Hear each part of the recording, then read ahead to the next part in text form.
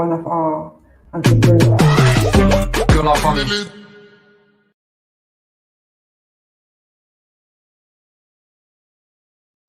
All right. Hello, everybody. Welcome to the Family's Weekly Live Discussion.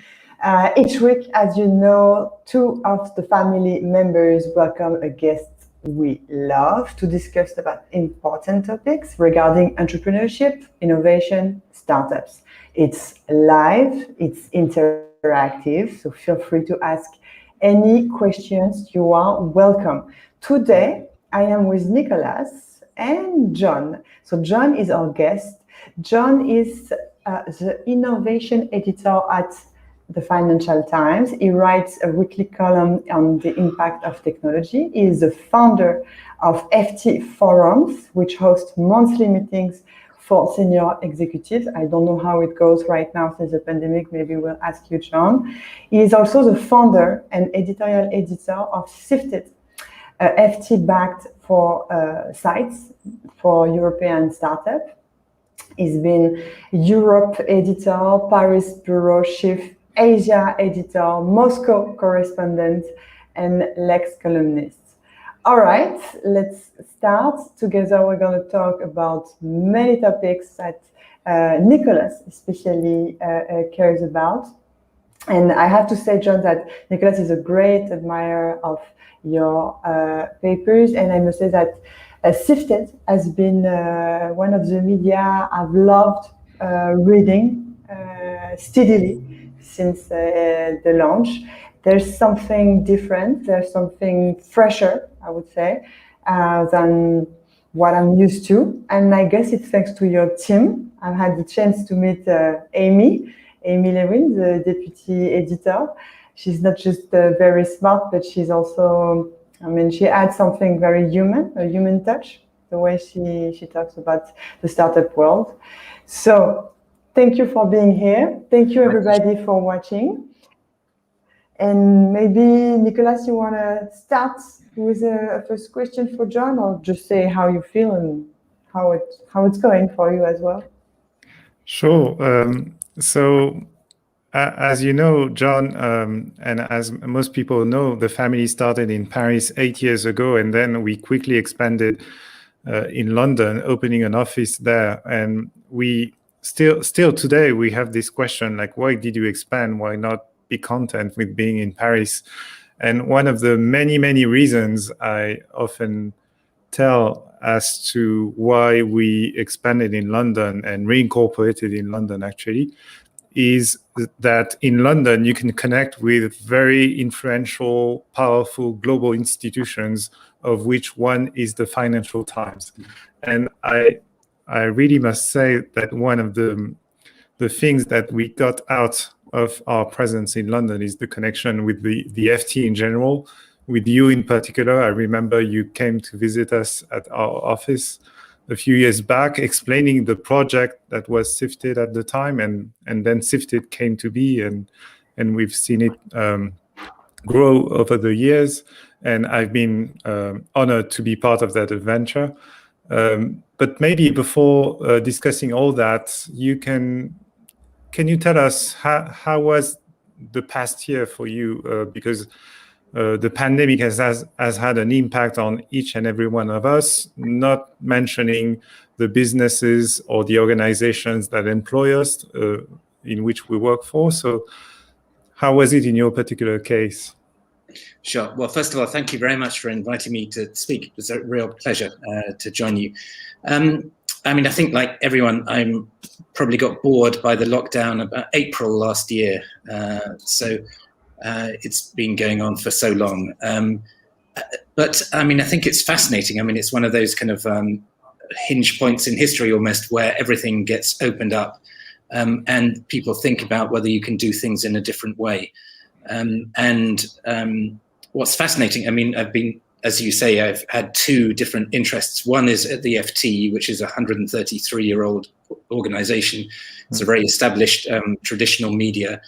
And the second is Sifted, which is now only 2 years old. So half of our life has been under lockdown. And so the contrasting experience has been quite interesting. At the FT, I think amazingly, we've been able to put a newspaper out to run the site globally with hardly anyone in the office at all, which I thought was impossible to do 5 or 10 years ago. That speaks about how technology has evolved and how it's possible to do things differently. And in Sifted, well, we adapted incredibly quickly. We didn't have an office, but that didn't really matter. We've done everything on our Macs and put it all in the cloud. We've hired half our team remotely. I haven't actually physically met several members of our team, which is a bit unnerving, but also shows that you can operate in a very different way. And on a personal level, thankfully, none of my family or friends have been directly affected. My wife is a maths teacher, and so she's next door teaching maths to her students, and has now just started going back to school. And my son was at university, who got sent home, and he's been working at home. Very grumpy about seeing so much of his parents, but his university education seems to be going all right. Great. So, as you mentioned, you divide your time between the FT and Sifted, two very different institutions, although they're related because one is the shareholder of the other. Tell us more, but before we get to that, tell us more about your background, how you came to journalism, what were your various positions at the FT. Alice mentioned them. You've been based in Moscow, you've been working from Asia, you've been the Lex columnist. So tell us more about these various steps and maybe what's the Lex column for those who don't read the FT. Well, my kind of academic interest was history and Russian, which I studied at university, and then really wanted to become a Moscow correspondent was my kind of ambition. I studied Soviet politics at the time of Gorbachev and Perestroika, and was just fascinated by what was going on in the Soviet Union. I remember going to a academic conference in 1987 about the future of the Soviet Union, and nobody predicted that the Soviet Union was going to collapse, that everyone thought it was just a permanent feature of the landscape, it was going to continue indefinitely. And within 4 years, it had obviously disappeared, which kind of tells you about the extent to which predictions don't always pan out. But really off the back of that, I became a journalist, joined the FT as a graduate trainee over 30 years ago. So I'm an FT lifer, as it were.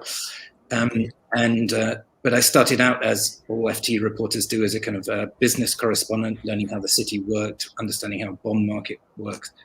And then I had a chance to go to Moscow in 1994 and was there for 6 years. And it was actually, I was incredibly grateful for that financial grounding, because the story in the 90s was the rebirth of capitalism in Russia and the rebirth of a notionally democratic society under Yeltsin. An extraordinary time. The oligarchs emerged, but also I think a whole generation of really impressive entrepreneurs who have done amazing things in Russia. And I had a very different perspective on Russia as well, in that my wife was the finance director of a Swedish cosmetics company that opened up in Russia. And you met the most extraordinary, talented entrepreneurs who would come to Moscow, take their cosmetics, go back to Nizhny Tagil or wherever, and sell cosmetics. And you just had this sense of capitalism being reborn in Russia. Obviously, it has had a few detours along the way and is not going particularly well at the moment, but that's another story. After that, I became Asia editor and was responsible for our coverage in Asia, became foreign news editor during the Iraq War, went to Paris for 5 years, which I adored, and then came back, was news editor and deputy editor for 4 years as well. And the Lex column was before I went to Moscow. Lex column provides financial advice to investors about its quite, by FT standards, quite an opinionated, rude column, which tries to spot all the flaws in investment arguments or says what's wrong with companies. And I think we're negative pretty much about everyone. We would only ever issue buy notices in public market terms. I don't think we ever really recommend selling. We only recommend selling anything. We very rarely recommend buying anything, or at least I did. But anyway, I think it's attempting to be a kind of critical friend to the investment community. What are the ways that things can go wrong? And so you've been based in Paris, you've been based in Moscow. Does it mean you're fluent in both languages, Russian and French? I speak passably, although you probably don't want to test me on my... Okay, that's already a lot. What got you interested in innovation while working at the FT? Is that these entrepreneurs that you met in Moscow, or any other thing? I would say it's largely your fault at the family. I came to visit you in 2015 in Paris, and you had this kind of wonderful demo day, and Usama was there, and he was introducing a lot of the young entrepreneurs, and I have to say it left an incredible impact on me, and some of the young entrepreneurs that you had who were attending that. I was just amazed by the free thinking that was on display, just the sense of ambition. I mean, I had been to Silicon Valley quite a lot, been to China and seen kind of entrepreneurial setup there, and thought that nothing particularly interesting was happening in Europe. So I was very struck by what you were doing. And then when I looked deeper across Europe, in London in particular, is obviously what the big fintech scene was developing. I got to know some of the founders of DeepMind, was amazed and interested in what was going on in the AI scene, which I thought was a transformational technology. And so I really thought that at the Financial Times, we write about big companies, we write about kind of public markets, but there was this whole new world that was developing in kind of private markets, entrepreneurship. And I thought we ought to focus more on it. And that's really the origins of why I became interested in this area. So it's all to do with the family. Oh. Wow. I feel very happy just hearing you saying that. So Sifted was really, it came out of this with the will to show much more about the young startup scene, about early stage startups, understanding what was happening in Europe? Yeah, I mean, so I went to the chief executive of the FT and said, I thought there was this great opportunity to write about this emerging ecosystem in Europe. And he was very interested in this, but thought that it was an adjacent market to what the FT did. We were very much focused on kind of the big public markets and the big companies. And we wondered whether there was a different way of doing it. And so seeing we were writing about startups, I thought maybe we should be a startup ourselves. And so I did a short course at Stanford about entrepreneurship and how to set up and run a startup. I teamed up with someone who actually knew what they were doing, called Casper Woolley, who Nicola has met and knows, who had been one of the founders of Halo, the kind of taxi app, which was doing very well in Britain and elsewhere in Europe for a while. And we raised money from some seed investors and got going. Our deal is that the FT was a core investor in us, has put some capital in. We have the use of the FT brand under strict license agreement, but we were going to run as a standalone company. So if we ran out of money, we'd die. And that's an amazing discipline, as I'm sure you and all of your viewers know. It really does kind of concentrate the mind. It means that you move so much faster than you would in an established company. You're prepared to experiment a lot faster and take risks. And I think that one of the big differences is that at the FT, when I was deputy editor, when the editor was away, I was in charge, as it were, of this extraordinary kind of editorial product. And one of my columnist colleagues said, it's a bit like carrying a Ming vase across a marble floor, that you are terrified that you're going to drop this thing and it's going to shatter, and you'll be responsible for breaking it. And that is the kind of the concern that you have when you're associated with such a big, powerful brand. When you're trying something new, clearly your risk appetite can be so much greater. You can experiment so much more. Clearly, we don't want to mess around with the FT brand Sifted, but I think there are great possibilities in a startup of doing things so differently from an establishment. More freedom because you feel like you have nothing to lose in a way. You start from scratch, and you innovated in the business model, right? Because it's a subscription model. For media, it's quite bold. So there were, we started off and we built up our newsletter really just by sending it to friends and family initially, and we have acquired tens of thousands of newsletter subscribers, now over 60,000 for that on the main newsletter.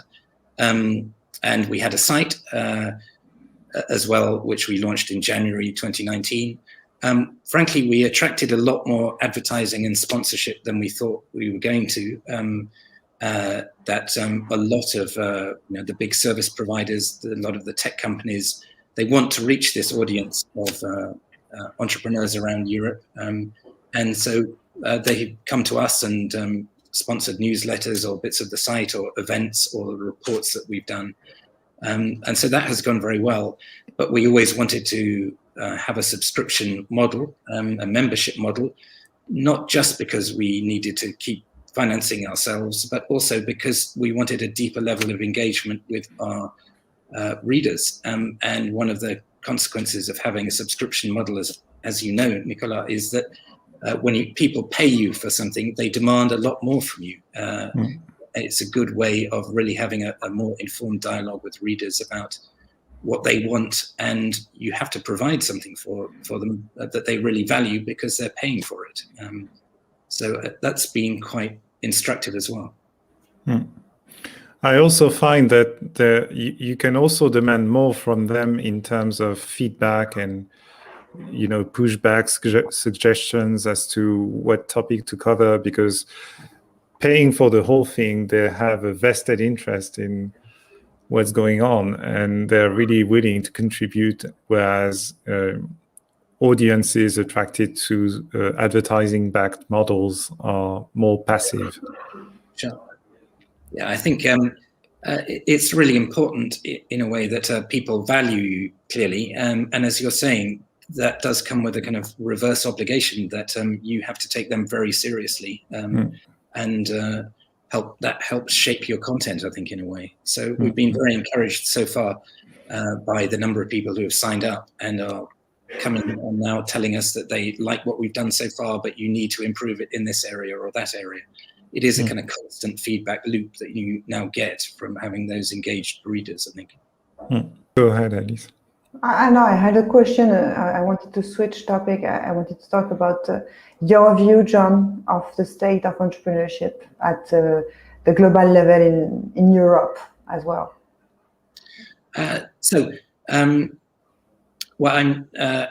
Because I've launched Sifted, I'm kind of hugely excited by what's going on in a kind of general sense. And I think there is a kind of massive generational change, which I saw when I came to visit the family, and have since seen amplified pretty much everywhere I've gone around Europe.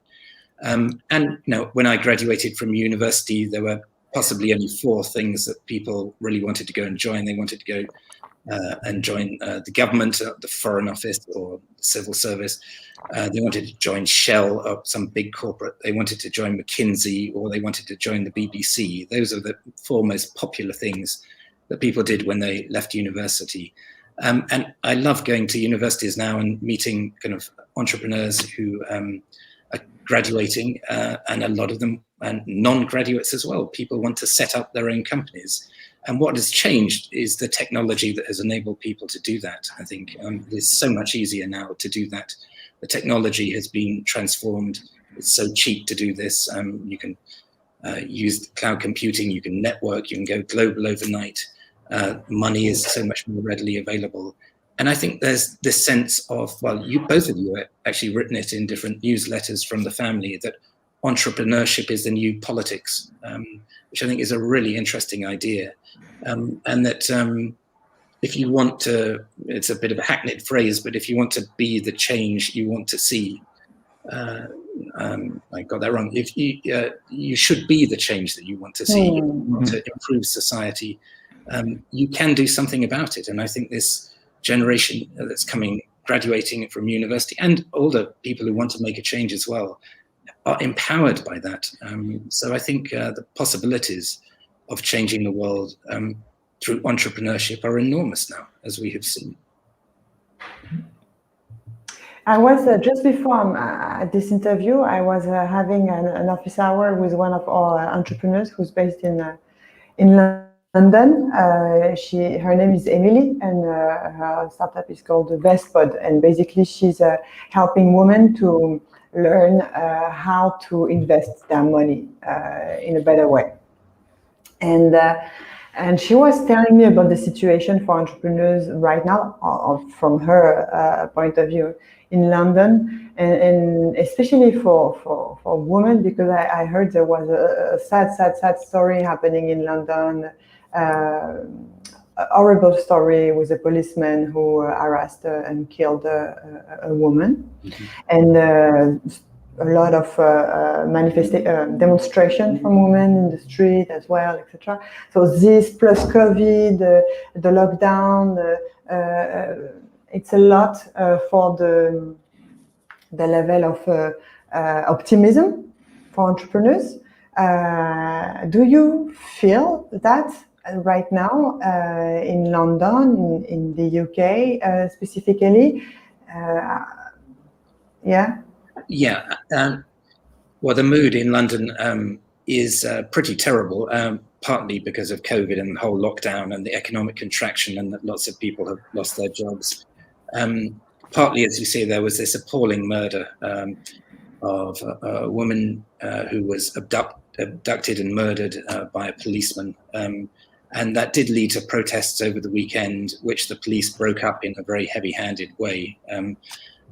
So that has inflamed a lot of people, but I think there is this sense of agency that people do think that they can do something about it, and that similarly with the Me Too movement or the Black Lives Matter movements, people feel as though they can mobilize and they can bring real pressure to bear on people to change the way that our societies work.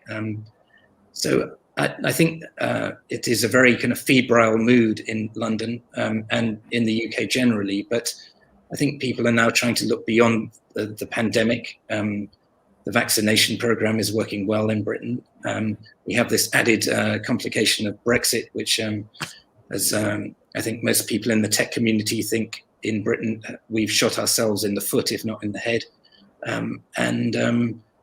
But still, people want to be optimistic, and I think there is an opportunity to do things differently because everything has been thrown up in the air because of the crisis that we're living through. Yeah, exactly. I feel that all of these social tensions that you're going through in the UK, but as well in France, and I think everywhere all over the world right now, are accelerating this entrepreneurshipization of the world. Like, I can do something and I want to participate in the change, something like that. Mm-hmm. So what do you see as the main opportunities for founders to pursue right now?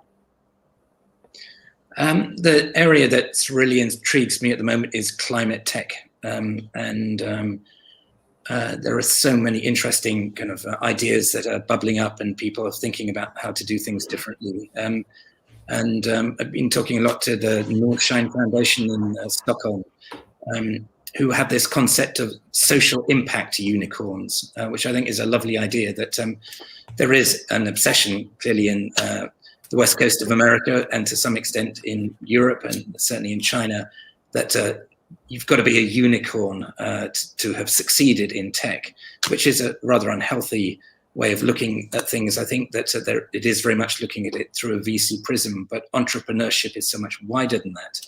And I think the ability to make an impact using similar techniques of startup methodology and being able to scale and go global applies to so many other types of business. And the idea that you could affect a billion people's lives positively which is their definition of a social impact unicorn, is a really interesting one, I think. And in an area like the environment, that clearly is a area that you could have a very big impact. So I personally think that's a fascinating area of where you can marry the opportunity with the demand that there is out there to do things differently. So I think there's a lot going on there. But I don't know, what do you see? I'd be fascinated to hear from you and Nicola about where you think the biggest opportunities are. Well, I still find that there are many industries where the level of convenience and affordability is still very much lower than what we can expect from any part of the economy that's already been eaten by software. That is, software makes everything cheap, convenient, affordable, customizable. And there are so many industries so far, like healthcare, transportation to a certain extent, construction, agriculture, that are still stuck in the past age. So it's been a thesis of mine for many, many years. But I haven't seen such progress until very recently, in part due to COVID, which has forced everyone to realize, like, oh, there's so much more to be built using technology, and the specific context of the lockdown and social distancing forces us to reconsider what taking care of someone is about, for instance. So healthcare, in a world in which telemedicine was much more the exception than the norm, has switched over, at least in some countries, to patients finding it perfectly normal to talk with their doctors over Zoom or any other more secure channel. So I think we're witnessing progress in terms of opportunities to be seized, because COVID accelerates that transition to a more digital world. But on the other hand, it all depends so much on governments playing along, established corporations playing along, markets being welcoming enough for radical innovation, that I'm not sure every country, every founder can seize these opportunities depending on the country they're in. Mm-hmm. And also I see a lot of happening on the climate front. So the great paradox of climate change and climate activism over the past years is that everyone expected the whole world to go to regress due to Trump being elected president. But in fact, what I find, and is quite amazing, is that Trump, having been elected and having taken such radical measures to try and come back to the status quo, has inspired so many activists, plus entrepreneurs, plus investors that are now considering great opportunities to make money out of fighting climate change. And so I haven't felt so optimistic when it comes to tackling that particular challenge, because over the past year, we've seen so many VC funds raised, focused on that particular topic. We've seen so many entrepreneurs, including in our portfolio, focusing on solving one particular problem that relates to climate change. And so the legacy of Trump, paradoxically, is that he has accelerated the whole thing towards actually tackling the challenge. Mm-hmm. What about you, Alice? At a very personal level, I think individually we've been faced to what matter. Lockdown, you are alone with yourself or the ones you love, and you understand what matters really in terms of is the life that I'm building the life that I want. And a lot of us have been understanding the importance of mental health, of taking care of our emotions, of taking care of ourselves. I mean, it's never been that important the psychiatrists told you that they've seen a psychiatric wave because many people had to face trauma accelerated by this lockdown. So a lot of decisions, radical decisions for your own happiness has been taken during these past months, and I think are very important. Where do I live? Where do I want to live? What do I want to use my time for? Is my job important? All of these questions have been, I mean, you couldn't just not face it. They were in front of you every day, as your face is in front of you every day with Zoom. You're facing yourself. So this at an individual level. At a more like ecosystem level or your society level, I mean, we've been taking care much more of each other. We've had to get involved, you know, for the students who have nothing to eat, for the shops who are just closed, and how can we help? How can I help on my little ecosystem? And this link was not existent really before COVID.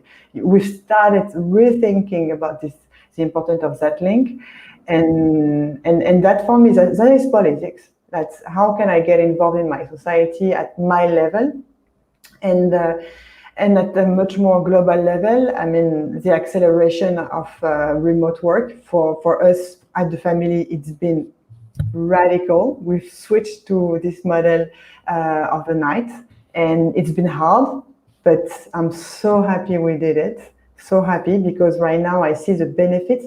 I could only see what we were losing, these beautiful places in Paris, London, and Berlin, and you know, but now I see the necessity to be open and to accelerate, to accompany, to back founders from all over the world, and how much more powerful it is for the group to have people from everywhere in one group for innovation. We say it, but when we see it, it's so different, you know, to have an Australian guy explaining to a Londonian girl how he's been building his MVP and helping each other. I mean, witnessing that has been super interesting. And the demo day that we hosted was pretty intense with this, all of these startups from all over the world and these investors from all over the world. We could have never done that, you know. We could have never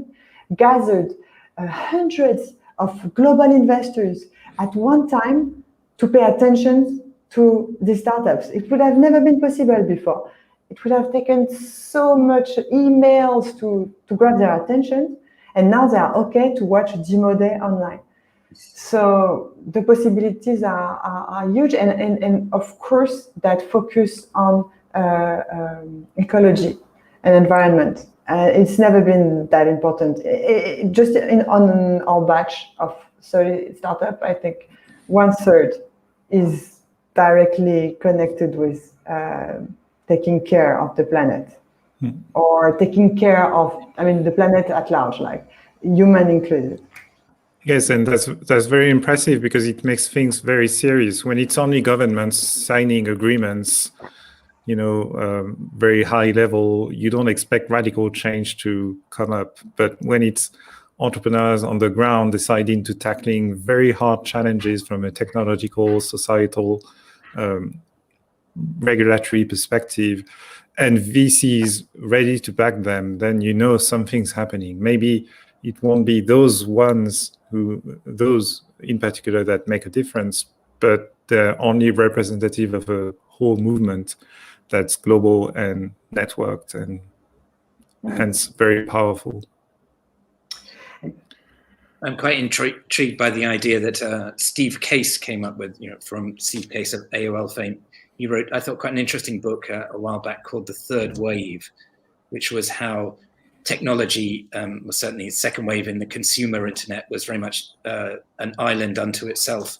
And the third wave was where technology was going to crash into all of the hard sectors, as he put it, whether that's kind of healthcare or energy or transport or education, finance, very heavily regulated industries that had very daily impact on people's lives. And he was suggesting that maybe Europe would do extremely well in that third wave, because Europe does get regulation, it does get how industries interface with people, and has an ability to change regulation. And I was talking to Benedict Evans the other day, who rather surprised me when he said that he thought that regulation was a competitive advantage of Europe. What do you think about that as an idea? Nicolas, you're from ENA. GDPR. Well, it's an idea I've heard a lot over the years, because when you don't have the large tech companies, but you have the regulations or the regulatory influence at a global level, you're inclined to think that it makes a difference, and in time it will help the continent catch up in the global race for technological development. I've seen enough precedents of that happening, like the government working together with nascent industries to try and design norms that favor local players by pushing them further and forcing them to double down on innovation. There are many precedents of that. One of those is when the Japanese government back in the 1970s forced car manufacturers in Japan to reach a higher level of energy efficiency. And that and when the oil shocks came in the middle of the decade, that made Japanese car manufacturers much more competitive than their US counterparts, and they started, as a result, they started gaining market share in the US. So it's a classical case documented by Michael Porter, no less, but it should help us reflect on how you need to pull two levers at the same time, like supporting the local ecosystem to make sure that entrepreneurs have everything they need to build ambitious companies, and then tweaking the regulations to help them along the way and to force them to be even more ambitious when it comes to output and outcomes. So far, I'm sure Europe is very much on the map when it comes to issuing, bold regulations and, making very strong statements. I remember exchanging a few messages on Twitter with Ben Thompson of Stratechery, and basically asking him, would you come on my podcast to talk about your view of Europe? I'm interested in what Americans think about Europe. And he says, well, I don't have much to say about Europe. The only point of attention for me in Europe is Brussels and the regulation that they're issuing, which have an impact on big US tech companies. So maybe not enough for a 1 hour long conversation, but it tells you that Europe definitely has the potential to influence the entire world with its positioning on the regulatory front. What we're still lacking, but we're making progress, is the actual support for entrepreneurs that are trying to challenge the status quo. And I'm still not sure if it's here. I see Brussels being supportive of, level playing field, making it easier for startups to enter industries or markets such as in fintech. I see post-Brexit Britain being willing to, implement looser regulations so as to turn Britain into a haven for innovative entrepreneurs. But so far, countries such as France and Germany are lagging behind on that front, I think. What do you think?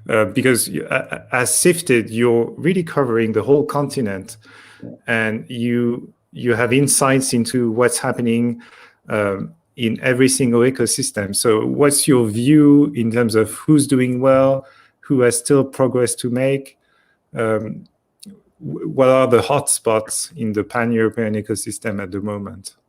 Well, I do think I agree with you that regulation theoretically could be a big advantage, but in practice it often isn't. And so much of the regulation, I think, in Europe is focused on protecting the producers, or that's the dialogue that they have, rather than tweaking regulations to enable greater competition and for the insurgents and the new entrepreneurs to emerge and startups really to succeed. So I think that was where the focus should shift. I think across Europe, I think it's just fascinating to see in all kinds of surprising places where entrepreneurship has succeeded. I came across a statistic the other day, which I loved, which was I think it's don't quote me on this, but I think the town with the highest number of startups per capita anywhere in the world is Oulu in Finland. It used to be a big research center for Nokia. Nokia obviously got into terrible trouble. They had this whole research community of people who were there. Suddenly they were all without jobs or looking to do other things, and they all set up their startups. Really interesting ecosystem emerged there. We've seen Bucharest. Yes, definitely. Yeah, I think are really interesting centers at the moment. The UiPath phenomenon of a robotics process automation company emerging in Bucharest, valued at $35 billion in fundraising in New York recently. Amazing to think that a company of that size would suddenly emerge from left field that no one had heard of because it didn't exist a decade ago. Copenhagen, I thought the Unity story was really interesting. We know a lot about the Nordics and the dynamism that's going on there. Estonia is obviously very interesting, but Latvia and Lithuania, I think, are also catching up and doing interesting things. I think it's fascinating from a London perspective to see what's happening in France at the moment. There clearly is enormous push from the government to encourage the whole ecosystem, and I think that's fantastic to see. I'd like to see how that gets translated into practice and whether it does lead to the stimulation of a new generation of entrepreneurship. Germany, I think, is very interesting. I think Munich is a very interesting hub where you are. It's some amazing, interesting startups emerging there as well. So I think what's fascinating about Europe is always its diversity, and you're seeing these clusters of startups emerging. Warsaw, I think, as well. A lot of VCs have become very excited by what's going on there as well. So pretty much wherever you look in Europe at the moment, there are interesting things going on. And it's often in the third tier cities that some of the most interesting things are going on, because they're just unknown at the moment. And so we at the family have been interested in all of Europe for many, many years. But at some point, I was talking to someone at Sifted who told me that most articles that relate to a local scene are read by local people, and that we still have that challenge of getting people interested in what's happening in other cities, let alone other countries.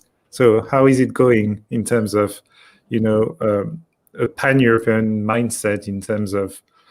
And who reads Sifted? Sure. Are they UK people or? No, we did a big survey of our readers, and our biggest readership is in the UK. But I think it's, if I remember rightly, it's about 17% in the UK. Our next biggest market, which surprised us, was the US. There is, I think, a lot of interest in what's going on across Europe. And then the majority of the readers are pan-European. They're right across Europe. Obviously France is a big readership. The Nordic countries, where we had our first foreign reporter in Mimi Billing, who did a wonderful job in kind of putting us on the map there. We now have correspondents in Paris and Berlin and Bucharest and Barcelona. We're trying to build up, extend our network this year. But you're right, Nicolas, that there is still very much a kind of national mindset. I think French companies want to read about what other French companies are doing, that they are interested in what their competitors maybe are doing in Ireland or Sweden.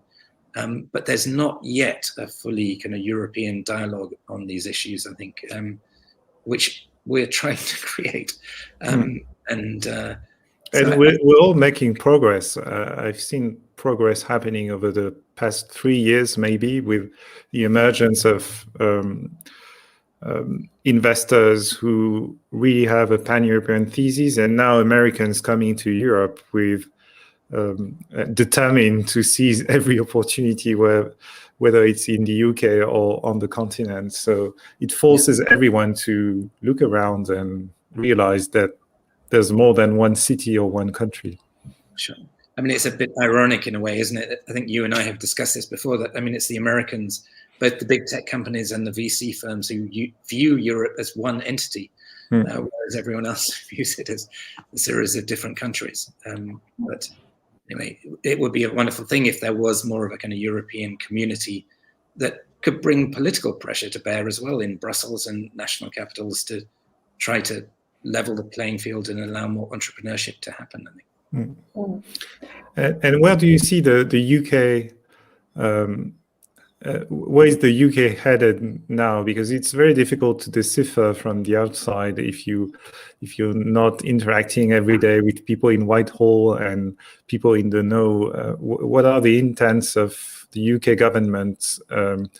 Is there an opportunity that they'll try and seize in terms of turning the UK into a haven for innovators? I think my impression, for what it's worth, is that they really don't know. The government was completely obsessed with getting Brexit over the line. It had to happen. They haven't really thought very much about what they want to do with it. They are now going round asking people, what are the regulations you want to get rid of? We were told before the referendum that Brussels was impeding entrepreneurship in Britain, and with one bound we would be free. But the government hasn't really articulated a vision of what it wants. We have no industrial strategy. One of the things that people did think was going to happen was that the government would come up with a kind of long-term industrial strategy. There are these vague talk about investing more in science and technology and innovation and R&D. But I was looking at some of the numbers the other day. The amount of government funded R&D in Britain will be less this year than Taiwan Semiconductor Manufacturing Company is going to spend on its capital expenditure this year. So in a global sense, this is not a massive kind of impetus. And indeed, some of that R&D, I think, is threatened because a lot of it was tied to foreign aid, which is also being cut back very severely as well. So I think there's a big question mark over what happens. I mean, I think to some extent that doesn't matter quite so much because I think there is now a critical mass of funders, startups, spin-outs from universities. There are a lot of really interesting things happening, which have their own momentum. So I'm not sure the government necessarily has to do anything particularly significant, rather than just not screw it up anymore. I have one last focus before we take the questions of the audience. Anyone who is starting a media company, a media startup today, okay, let's say he or she is in front of you. What kind of advice do you give him or her? So, I mean, this has been fascinating for me to do this, having spent so long in a big media organization and then trying to do it from scratch. And I think the whole of the media industry, or the mainstream media industry, has been in this defensive crouch, thinking that our world is being disrupted. We had this wonderful business model, which has now been shattered. And we're trying to preserve it. And the FT, I think, has done an amazing job of transforming, becoming a kind of digital-first organization that is now have almost 1 million subscribers online. But from Sifted's point of view, I mean, I think the possibilities for creating things anew are just extraordinary. The fact that you can do it at an incredibly low cost. I mean, it's possible to kind of design, build and launch a website, in our case, for less than £100,000. We can use cloud computing to host all what we're doing, scalable to 500,000, a million readers, and the ability to go global overnight, as well as any brand in the digital world can have now. And I think fascinated by so many kind of D2C companies and what they're doing, that the way that they build up their products, so by going direct to the consumer, you're creating a community of people who have an interest in what you're doing, and then almost reverse engineering the product from what your community talks about. So rather than a media organization saying, this is what we're interested in, and this is what we're going to give you every day, it's more of a constant dialogue of, this is what the community wants, and this is how we're going to try and service that need. So I'm actually, I'm too old for this really, but I would be really very excited as a kind of young journalist, and the possibilities for using technology to create new businesses. And I think the media industry tends to be incredibly self-absorbed and self-referential, but there are really interesting possibilities emerging. And I think over the next 10 years, we're going to see some amazingly interesting models emerging. So I think it's quite an interesting, exciting area. Great. We have a few questions. Yes, Iris? Yeah, we have a question from David. You want to take it? Yes, so it was about your concept of the social impact unicorn. And so David was asking, what would be the metrics to assess such a unicorn? Just to be clear, it was the Northshine Foundation in Sweden, who I think some of the founders of Klarna set up this foundation, which is investing in social impact companies.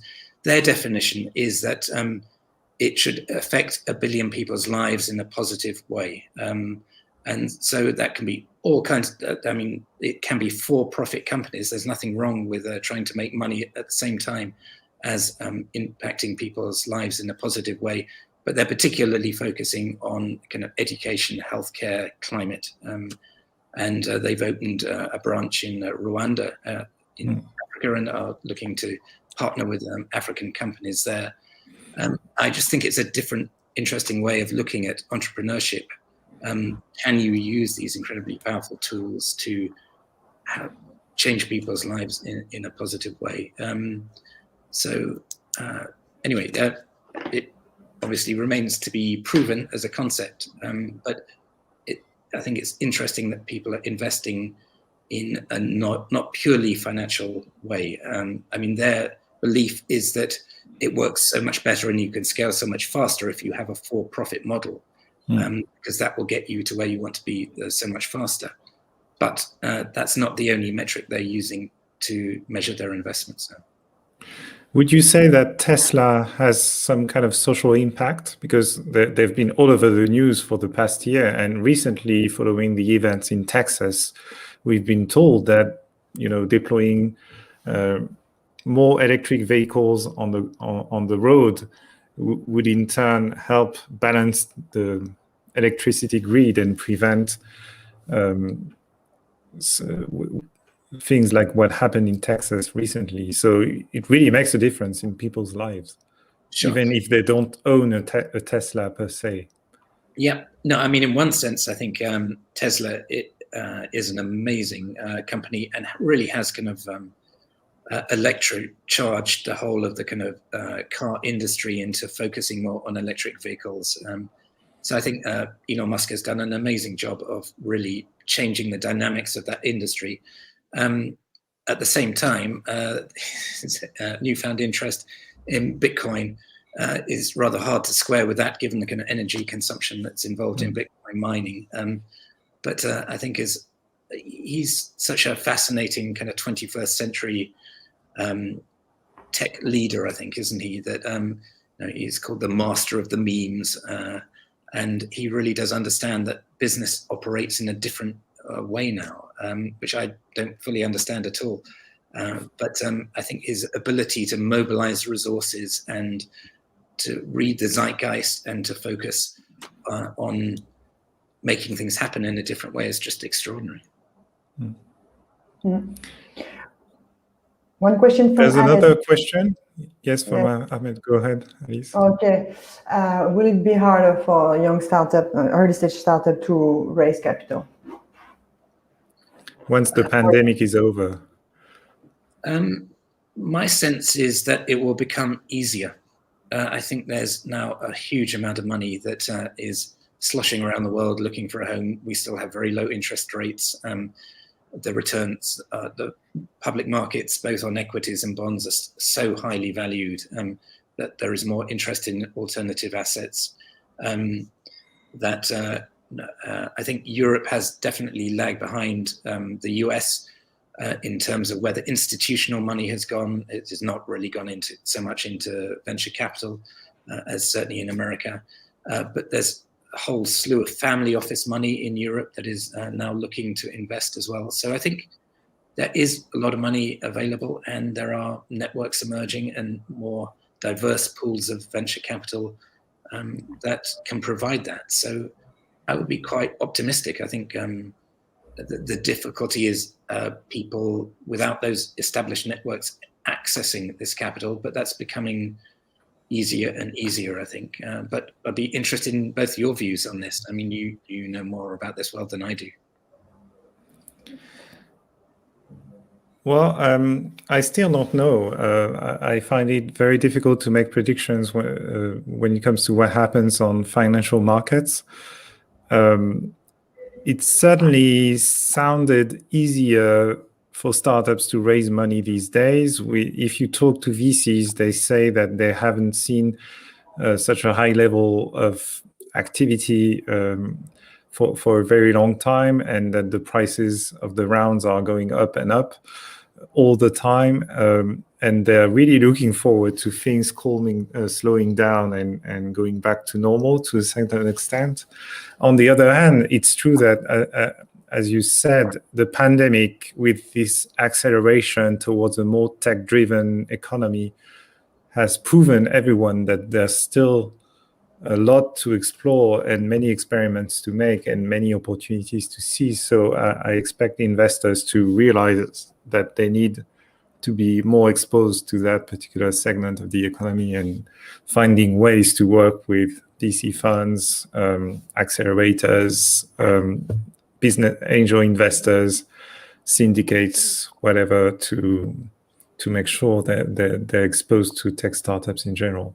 Mm-hmm. So will that solve the problem of accessing capital at the very early stage? I don't know, but overall at the aggregate level, it's absolutely certain that it will be easier for founders to get funded in the future, but in turn it will attract more founders to entrepreneurship. So the competition will heat up as well.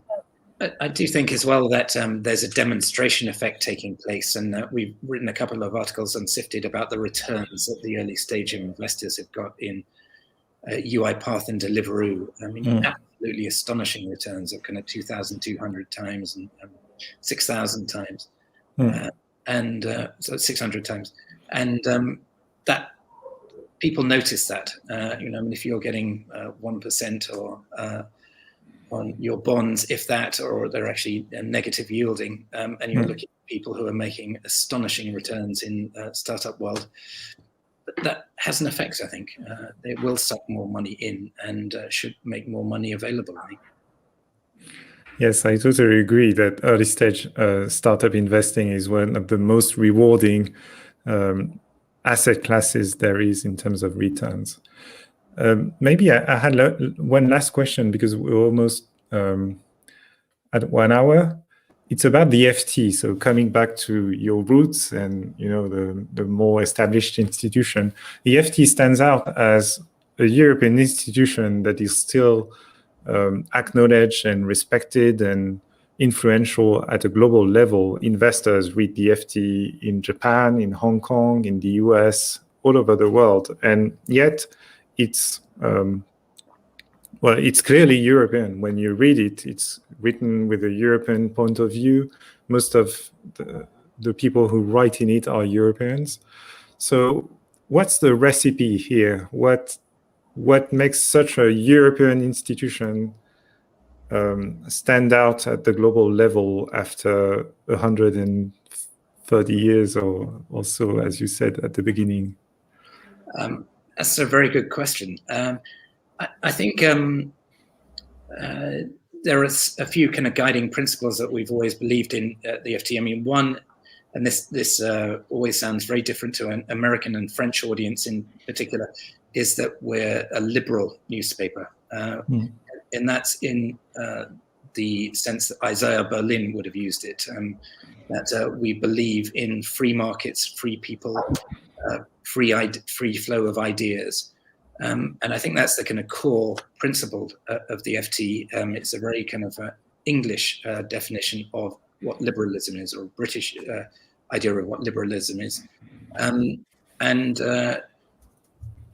there's no doubt that, I mean, we were overwhelmingly opposed to Brexit. I think all of our columnists pretty much, and as our editorial line was opposed to Brexit. We thought it was a mistake. We still do. And I personally, as a great kind of Europhile, think it was a tragedy that Britain left the EU. But it's happened. We've got to get on with life and make the most of it. But you know, the FT still believes a lot in the founding principles of the European Union and is supportive of them. I think the other thing that I would say, and maybe this is not just European, but it's a kind of core principle of what we do at the FT, is that this doesn't always work, but we try to understand every country within context of its own national debate as well. So when I was in Asia and I went to Pakistan, for example, the American newspapers would tend to look at it through the prism of US national security. What was Pakistan? How was it influencing the war in Afghanistan? How did it fit into that kind of the war on terrorism? I was writing a lot, and our correspondent there was writing a lot about the Pakistani economy and the companies that were emerging and so on. We were interested in the Pakistani political debate, and that's true of all the countries that we try to cover. Of course, we have our own prism through which we see things, so we're not a perfect viewpoint on which to view things, but we try to understand France in the context in which the French understand it, not the context in which the British understand it. And that's true, I think, of our kind of the core journalistic principle that we try to uphold. So maybe that's one of Europe's strength, the ability to realize that the world is fragmented, that people are different from one country to another. There are cultural differences, linguistic differences, and we're used to that, as opposed to Americans who think that, you know, everyone speaks English and everyone watches Hollywood movies. Sure. And we are defending this diversity. I think Europeans clearly have to be comfortable with cultural complexity, and so I think that is true. That, that the European Union has been a phenomenal achievement of bringing many countries together and pooling sovereignty. I think it's. I actually remember interviewing Strobe Talbot, the Deputy Secretary of State in America, who described the EU as the most fascinating political experiment in the world. And I think in many respects it is. So. Great. I think it's the end. It was super instructive. It went fast. It was great to talk with you, and chapeau to what you're doing at the family, because I think you're absolutely trying to create this kind of European entrepreneurial ecosystem that we're very much trying to emulate at Sifted as well. So thank you for everything you've done, and fascinated to see what you do in future. Thanks to you, John, and thanks to Sifted for echoing that effort and that vision of a pan-European ecosystem. It's been a huge contribution to have Sifted as a coverage and a platform over the recent years. Yes, thank you everybody for watching. Thank you, John. Thank you, Nicolas. And next week we'll have another surprise guest. We won't tell you the name right now, but I can tell you that it will be a discussion hosted by Balthazar and Matthias, two other directors of the family. See you later. Have a good evening. Thank you, everyone. Bye-bye.